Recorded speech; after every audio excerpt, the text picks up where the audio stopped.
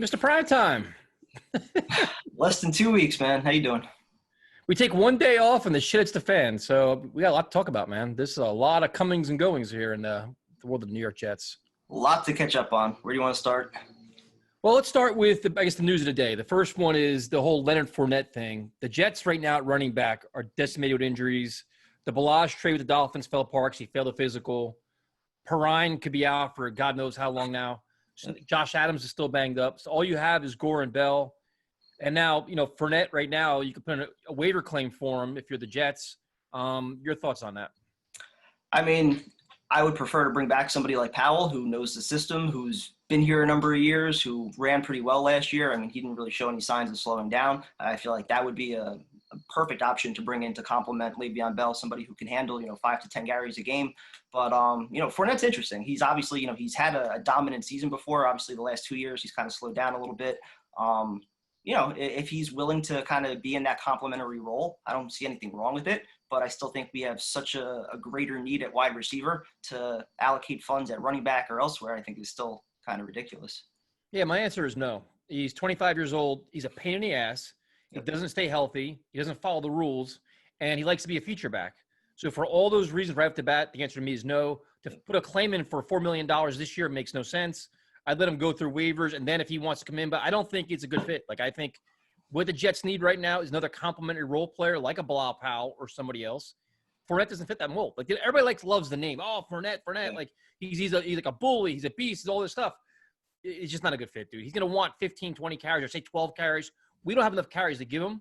And especially at $4 million is stupid. But we don't have enough carries to give Le'Veon Bell as it is. So that's true, too. Well, he got them yesterday in the scrimmage. So, but I think the Jets have a need a running back. Practice. It was a practice. It wasn't really a scrimmage. I bet. Anyway, practice. But, yeah. I mean, Powell makes a lot of sense. But, I mean, the Jets, they need another running back, obviously. Their depth at wide receiver and running back is just mind-blowing, dude, how bad it's gotten so quickly. Perrine was having an excellent camp. Hopefully he's back. I guess that news will come out tomorrow, how long he's out for. But it didn't seem like it seems like it's pretty serious. So you're looking at, we talk about this almost every video. It's like, what do you have around Sam Darnold? How do you build this offense? We're now less than 2 weeks away where you're trying to sign guys to start. Like Dante Moncrief is now here, and it's very good chance he's going to see significant reps. So is Chris Hogan. You're going to have guys, you got to hope that Perriman's back on the field this week. Mims is a lost cause at this point. By the time he gets healthy, it's season starting. So not ideal, man. They also put in the claim for DJ Montgomery. I saw Jeff Lloyd commenting on him, about being a vertical threat. He had some hamstring injury, I think, last year that kind of slowed him down. But again, you're 2 weeks away from the season. So the fact that you're doing all this shuffling right now, it's not ideal. You're definitely going to be relying on guys like Moncrief, on Hogan, on Berrios to have significant reps and to have a real role in this offense because, Mims still hasn't practiced yet. And, we were talking about Berrios being, 1 or 2 day injury, and it's a week later. He still hasn't practiced yet. So, this isn't ideal, obviously. So, I don't know. Perriman, you mean? Yeah, Perriman, sorry. So yeah, no, it's a mess, dude. And then it's like there was rumblings. They asked Gase about Demaryius Thomas. Like, well, we can think about it. Dude, he should already be brought in. We don't have time to work. You don't have wiggle room now. By the time they go through all the COVID stuff, the testing, learn whatever new nuances of the offense, time is not on your side at all. It's good to see the offense is playing better, but the litany of injuries at wide receiver and running back are just crazy, man. You'll see what happens. I mean, obviously Crowder is your known, Herndon, Wesco, all these guys. I mean, it's pretty obvious what they're going to do. If they go with 3 tight ends, it wouldn't surprise you. Yeah. But it's a rough go there. And then, so you're looking at Fournette, we kind of touch on. You look at the I gotta listen. Let's say you want to go to Ngakoue also. Yeah, I mean, go ahead, dude.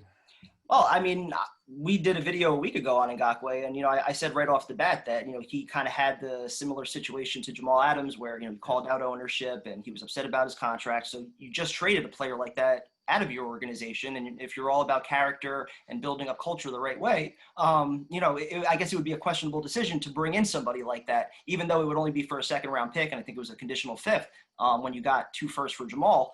But, the fact that you wouldn't be able to sign him to a contract extension until after the year, that's just too risky for the Jets to do. They're not a win-now team. They're not in a position right now to, do anything, I think, serious this year. So you're taking a chance that if the Jets go 4-12 or, 5-11 this year, that he's going to want to stay here. And so to give up, significant draft capital without any assurances that he's going to be here long term, you can't do that right now. But he redid his contract.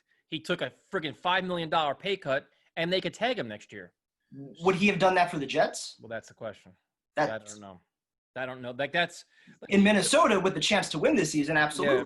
For teams that are going to be competing. Yeah. We don't know what the Jets offer, what he's willing to do, what the perception is around the Jets.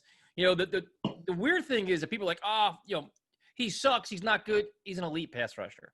He's a very, very good player that I think, and the thing that kind of threw me off, the complete curveball for me, which if you follow me on Twitter, I just went ape shit about it, where they said Greg Williams didn't want him because he's more focused on stopping. Do you see that? He's more about stopping the run. Oh my God. I'm like, dude, like the NFL is a passing league. It's all about stop the pass. Like that's where we're going. And if he's focusing on stopping the run, that's antiquated. But he's a good player, man. He's a good player. The compensation, the Vikings got a great deal, and they got a discount this year, the ability to tag him next year. He's going to be super motivated. I mean, we don't know if the Jets were involved or not. I hope they were. At least they kicked the tires on it and figured it out because the compensation was shit. Yeah. But another opportunity gone, man. I was going to say the compensation was fair. Second round pick and a conditional fifth. That's absolutely fair. But I would still argue whether or not he's proven himself to be that elite guy yet. He's 25 years old. No, absolutely. But I'm saying you have a guy like Jordan Jenkins who has put up very similar numbers as Ngakoue in less games over the last 2 years. They're very similar numbers. In 7 less games over the last 2 years, it's a 1 sack difference in 2 tackles or something like that. So I think it's like apples and oranges in terms of players. But either way, hopefully the Jets are involved in it. We have no idea, but we'll see what happens there. Avery Williamson took a $3.7 million pay cut today, which is no surprise whatsoever because the Jets have a lot of middle inside linebackers, and this makes sense for both of them because it's like you don't want to pay him $6 million a year, so you keep him in the fold while he gets healthy and gets back in the flow. Meanwhile, for him, he doesn't want to get cut right now because the week and a half of the season starts, so it'll be a hard time getting picked up somewhere else. It made sense for both sides, and we'll see what happens. Yeah, I mean, I think he was definitely going to get cut if he didn't take the pay cut. But I also think it was interesting if you saw the tweets from Connor Hughes that he hasn't really been getting any starting reps this year. So that's kind of interesting. I don't know if it's injury related, just trying to ease him back, or if Cashman and Hewitt are just playing better than him. But I thought that was really surprising that you're willing to pay him even $4 million or potentially up to $5 million in incentives, whatever it might end up being. I thought it was interesting that they're still willing to pay him that money if he still hasn't earned those first team reps yet. Yeah, I mean, he's a leader. He's a very good player, and he's come back from injury, dude. And, especially under all these circumstances with limited practices, not a lot of hitting, you got to probably take it slow with him. With C.J. Mosley out, I get it. You almost have to bring him back. But if we're really cash strapped, Manish is saying, we have $35 million in cap space right now, but we're not spending it at all. There's plenty of reports that, ownership is, strapping Joe Douglas, that they were upset with the Khalil signing. So, I mean, if that's really the case, what little money we have, I feel like should be spent at the wide receiver position and trying to help build around Sam. So, I'm going to stick with what I've said for months on Avery Williamson, very good player. But, considering we're bringing back most of the pieces that represented that number 1 ranked rushing defense, him coming off the ACL injury, I don't know how much, they should really be paying him. I like that we're getting him at a discount now. I think that's fair. But, if you're really strapped for cash and you can't sign a wide receiver or make a move, you got to subtract from some other areas. And I think inside linebacker would be one. It depends on who the player is. Right now, there's not really a marquee receiver out there. You'd be like, dude, we got to sign him. We got to get him. So, once the cuts come through and that happens, and the Jets then it's like, you know what I mean? But even if it's not receiver, right? Even if we're not spending more money on offense, Logan Ryan, he just signed for $7.5 million with the Giants. Yeah. Why would? I mean, if you cut Avery Williamson, you're basically there. You have $30 million plus to spend. So, I mean, I think he would have made much more of an impact on this defense than Avery Williamson, especially if he's still not, with the first team. But I don't know. Well, you look at it. See, that's a good point. I was going to bring this up. You look at it. Marcus May was banged up a little bit with his calf. Pierre Desir still not practicing. Brian Poole still not practicing. Yep. Bryce Hall he's back, but he's not going to be playing anytime soon. Dude, they're banged up. So, and then you look at it, Logan Ryan, you almost could make a case for him, but he kept saying he wants to play safety. I'm not sure what kind of role that $7.5 million is a good deal for him. He's a good player. Yep. I mean, I don't know. I mean, you have Prince Nakamura out there, and there's other guys out there. I just think Logan Ryan was a perfect fit. I mean, I know he's a little bit older, but the fact that he can play in the slot as well as safety like he wants to, the fact that you traded Jamal, I think he would be a guy that you could move around in Greg Williams' defense, and he would have had a nice role here. But Again, Yeah, I mean, you're not in a position to win, so signing veterans, it's still, it's like, what are we doing? Yeah, and then like the one positive, I guess, if you're looking at corners, is Bless Austin is really stepping his game up, man. He's staying late in practice, getting all the reps he can get in, footwork, working hard, making a lot of impact plays, which is it's a positive sign if he can stay healthy for 16 games, keep doing his thing. But it's like, who are your three corners when your top two guys aren't even practicing?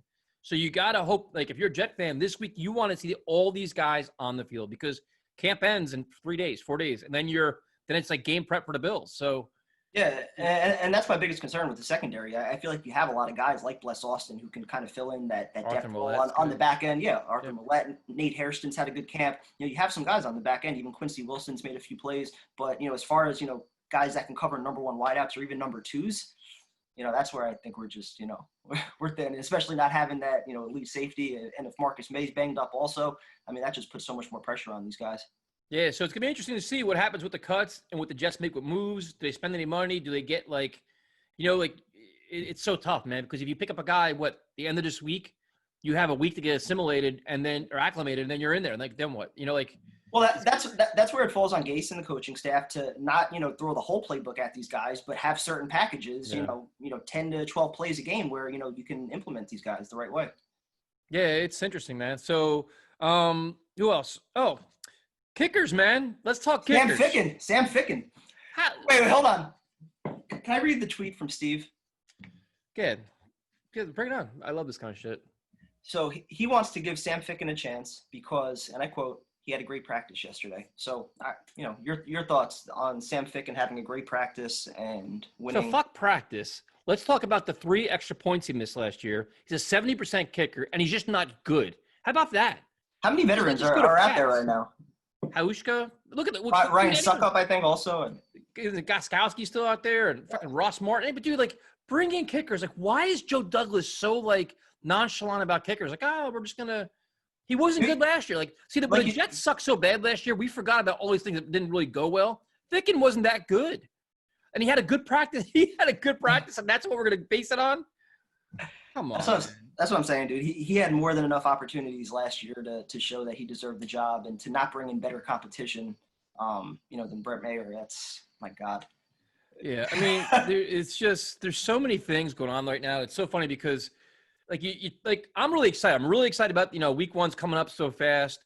And you try to identify what's going on. And we all talk about it every video. We really don't know because the Jets are practicing it themselves. There's no preseason games. You only can trust what they show us, what the media tells us, which we know is bullshit. Because how come nobody, and I mean nobody, asked Adam Gase, what does Le'Veon Bell look like this year as opposed to last year? Why is everybody hiding from that little story? What happened to the clickbait stories? What happened to that little leak that got out that Le'Veon Bell shelved himself?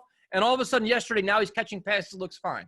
Why is that, Kevin? I was going to say, can we get into Le'Veon Bell and Adam Gase now? Can anybody talk about, can anybody ask these questions, or is the Jets going to control every fucking part of the press conference? How does this work now? Does Bell suck? Is he washed up? Or is he a player? Or is it a bad practice, a good practice? What's the story on Le'Veon Bell? Why is nobody talking about it?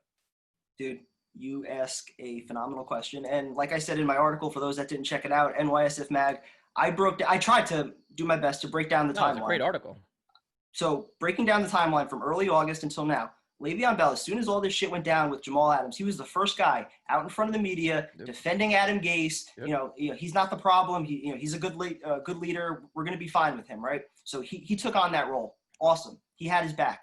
So then you get to camp, all the reports from every, Jets beat, Eric Allen, Olivia, everybody. He's in phenomenal shape. He's down 15 pounds. He looks great.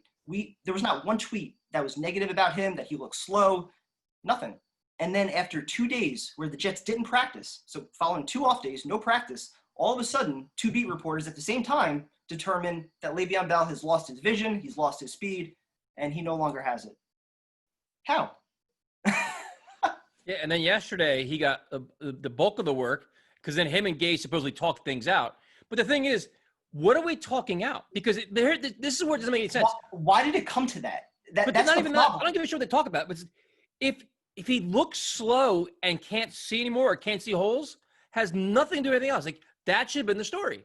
But now it's yesterday. Was that a story? No, it wasn't. Oh, he made a great catch. He played wide receiver. It's just exhausting, dude. It's so exhausting. Like, it's annoying. It's exhausting. But why can't they ask the fucking question? Like, somebody asked Gase directly, compare Le'Veon Bell from this year to last year. What do you see? Do you see any diminished skills? Do you see what do you see?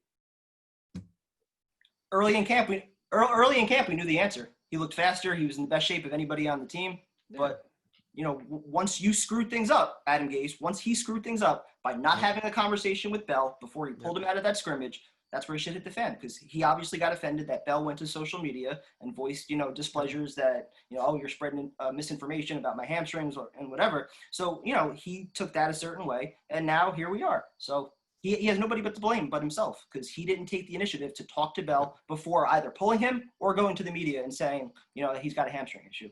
So so now you look at it where, like less than 2 weeks away, and the story the rest of this week is going to be injuries and who do they bring in, because this, even Van Roten's banged up, dude. He went back to practice yesterday, but he's kind of banged up. The reviews on Beck have been good. He's a quick learner, but now it's like you want to see your starting offensive line play together as a cohesive unit, stay healthy, start rolling them out. And then how do you get all the pieces around them?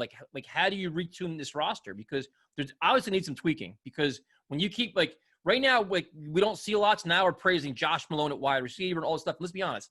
Him, George Campbell are nice stories because it's training camp. Week 1, they're not going to be part of the game plan.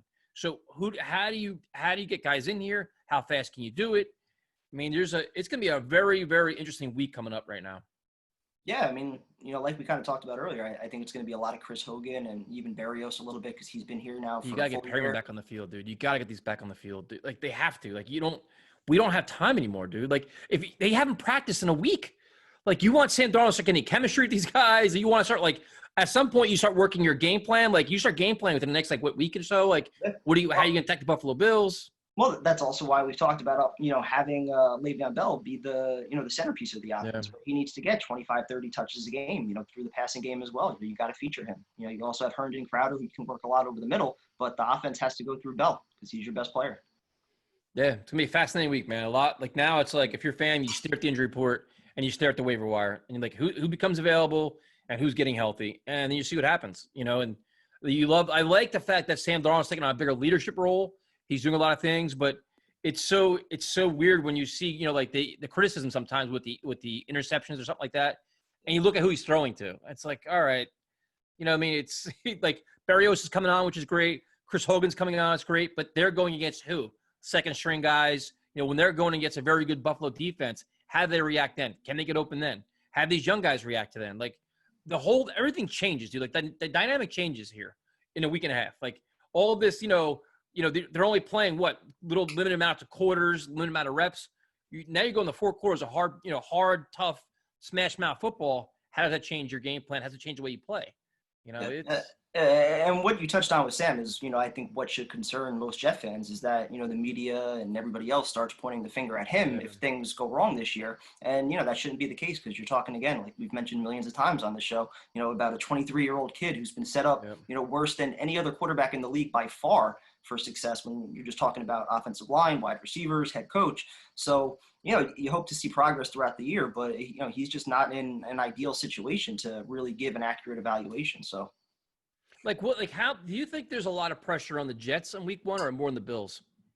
The Bills are arguably the favorite for the AFC East.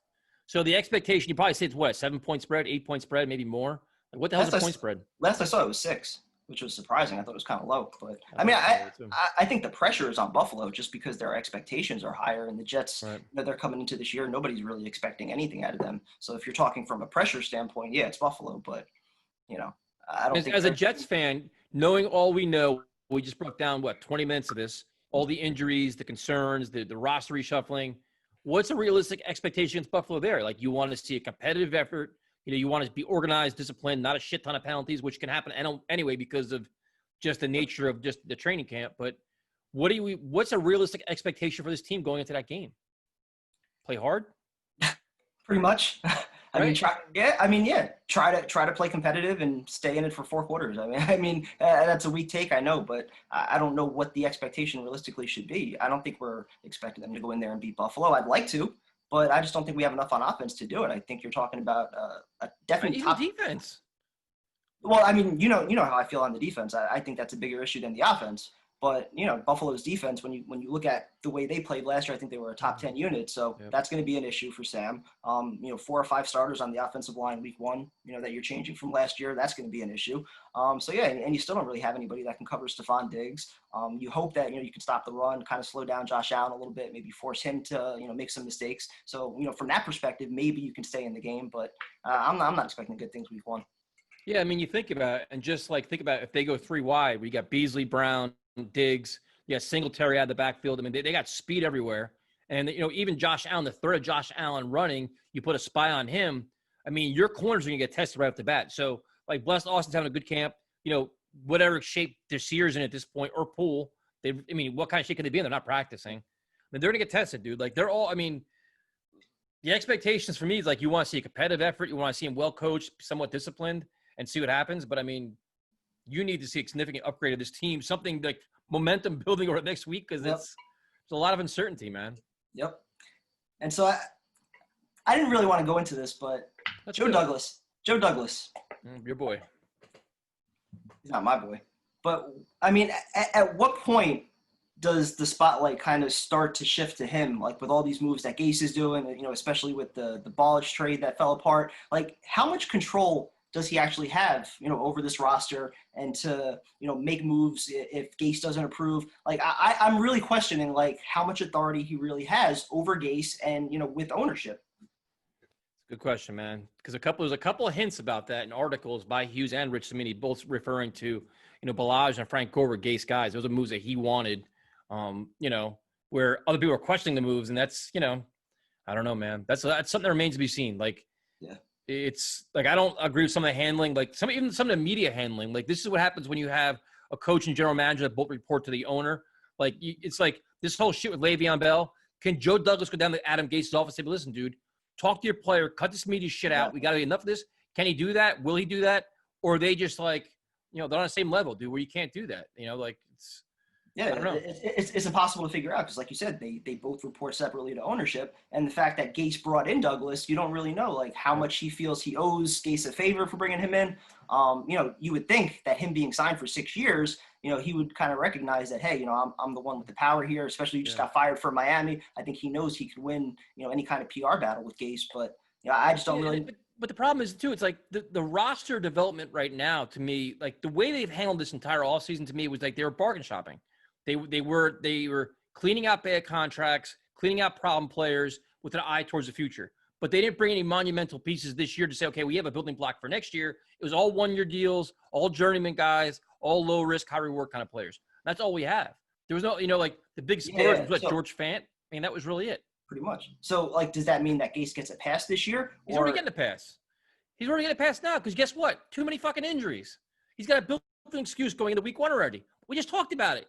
Dude, right now, if they were a fully healthy team, I'd be you know what, this team is right now. We just mentioned it. They have no running back depth. They have no wide receiver depth. The corner position is a concern. They have no pass rusher, and the offensive line is a work in progress.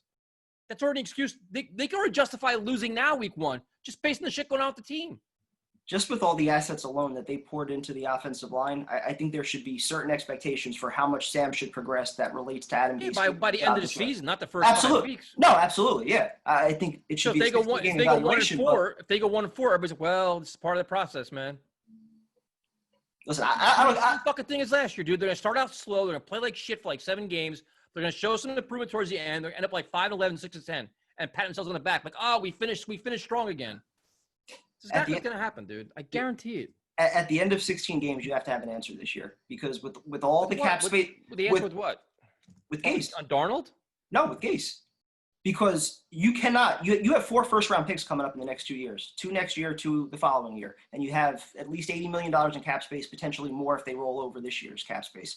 You cannot spend all that money and allocate those draft picks towards Gase players if you're not sure if he's the answer. That's why this offseason was so crucial, because you needed to give him at least enough to have a proper evaluation. But dude, even you can't have an excuse at the end of the year. Well, we didn't give him enough, so we're gonna give him another year. If they go 6-10, you can't be in the middle at the end of this year. You can't. No, if they go 6-10, Darnold plays well, and Herndon has a good year, and Crowder's a good year, and Bell does that's gonna be good enough for them, dude. That's all they're gonna care about. Darnold playing well and some guys improving, because there's already all these built-in excuses, dude, to already lose. It is. if they go 6-10 and Darnold's playing lights out, I'd be fine with Gase coming back.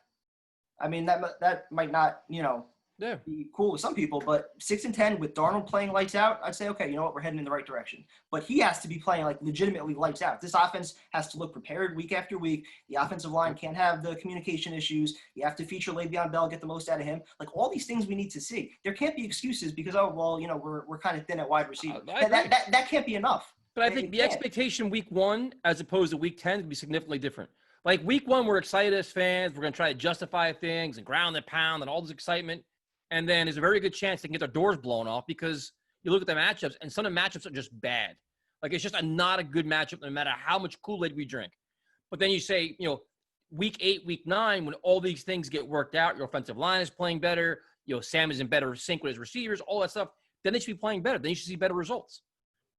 No, they're also playing better teams, but that's another story. No, that's completely fair. But by the end of the season, though, I think you should see enough from Gase and Sam to say, you know what, this is what we need going forward to feel confident, to put resources into them. So, but see, it'd be interesting to see what the expectation from the fan base is. Where will this fan base be willing to tolerate a 1-4 start, a 1-3 start, or they like say lose 24-6 on week 1? How are they going to react to that? Like, how does it? Because I know me, dude. Like, I was gonna say we're going nuts over training camp reports. So I mean, after 1-4, what is a realistic expectation? And like, if we're being honest, we do our game preview on the Friday before. I can already give you a preview of what I'm going to say. Like, I don't expect them to win because there's too much uncertainty and too many injuries. Now that could change a week from now, but I don't have a lot of confidence because I can give the Bills all the blueprints, the ways to beat us. Like, they're obvious. Yep. You know what I mean? Where the Jets, their keys of victory are going to be what? No turnovers. Play smart, disciplined, and probably conservative. That's how they're going to win, Yeah, low-scoring game, ground and pound. Yeah, so, but what's a realistic expectation? What should Jet fans expect the first 4 weeks of the season? The first 4 weeks, I mean, like you said, it's going to be impossible to – Pray for 2-2. Dude, I don't even care about like the wins and losses so much as just looking prepared, having Darnold, kind of getting into a rhythm, getting confidence, obviously being healthy. The offensive line getting in sync. Hopefully Mims is back on the field and Le'Veon Bell starting to look like his old self. That's really what you want to see. As far as the defense, I don't really care what the defense does this year because we know they're not going to be that good, and we know that they have major holes at premium spots. So I think those are all things that you're going to address probably next year and the year after. But the offense and Sam, that's your whole franchise right now. So yeah, it's interesting because you see some fans like on our Twitter account are like, "Oh, dude, we got to go to playoffs and 9 when you sneak in, you do this, that," and I'm like, we got to you want to find the way to get 2-2. 2-2 the first 4 games is imperative. But it's going to be very, very difficult. Like we don't know what other teams are going to deal with in terms of injuries and everything else and whatever, COVID. But right now on paper, it's not going to be an easy haul. You have 3-4 very good teams that could, give us everything we can handle. And then how does this team react when the losing kicks in? They start out 0-2. Who's the leadership in the locker room? Will Bell be a part of that leadership, or is Gase going to alienate him? Who's going to be the guy that steps up? Will it be Sam? Who is going to do it when you lost Mosley and even people like Adams? Adams is one of those guys. Like, how do you keep this ship together? And how does a fan base react to it? It's the most important thing. That's when you face adversity and everything. So that's when you really get tested. So right now, obviously, they haven't really been tested at all. It's just training camp, and you're going up against each other. They are. Yeah, but once the games actually start, and Le'Veon Bell only gets 10 carries or something like that happens, you're going to be pointing fingers, and you don't really know who's going to step up and kind of claim that role. Yeah, I mean, it's going to be interesting. That's going to be a conversation for tomorrow night. But it's the expectations of what could happen. I think the entire NFL is going to be sloppy. I think there's going to be a lot of penalties and fumbles and turnovers and just poor play just based on a lack of tackling and practice. But I think the continuity and all this, the change the Jets are going through, and then the one thing everybody keeps hitting us up for, like, make a trade. Like, what wide receiver that's worth his worth himself is available right now? Like, there's nobody. Like, Juju. I mean, everybody wants him, but like, dude, Pittsburgh ain't trading him now. Like, probably not. Like, if going into over the next 6 days, who could they trade for at wide receiver that's actually available? I don't know anybody. Probably nobody. Right? Should have traded for DeAndre Hopkins if they could have. I mean, that's. I don't know if they. But that's the whole thing, though. So you got to look at what do you have now, and then how do you maximize it, and that's up to up to Gase. Yeah. I don't think there's no instant fix now. I don't think, unless somebody gets cut out of the blue, which could happen, but I don't I've been going through the rosters, dude. Like, I don't see any blessings falling to us. No, probably not. So good times. Yeah, another interesting. I think tomorrow night's show's gonna be a lot of fun, man. Oh, can't wait. I'll talk to you later. I'll talk to you.